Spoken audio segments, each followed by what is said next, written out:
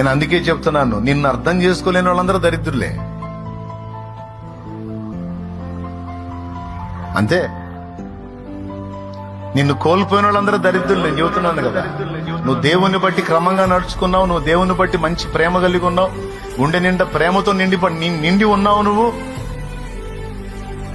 నిన్ను ఆశ్రయించిన వారికి నువ్వు హెల్ప్ చేసే వ్యక్తివై ఉన్నావు, వారిని ఆదుకునే వ్యక్తివై. అయినా నిన్ను కోల్పోయారు వాళ్ళు, దరిద్రులు.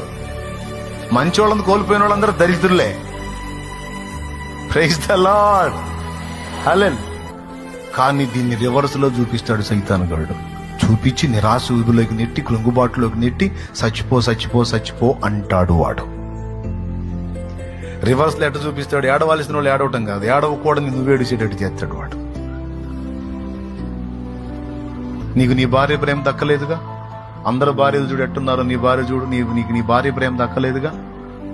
భార్య ప్రేమ దక్క నువ్వు ఎందుకు బతకాలి?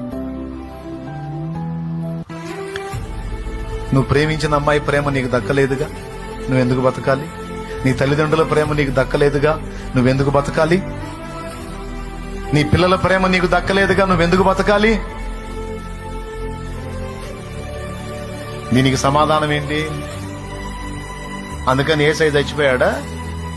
అయ్యో వీళ్ళెవరు నన్ను అర్థం చేసుకోవట్లేదు అని ఏడిసి కుమిలిపోయి చచ్చిపోయాడా?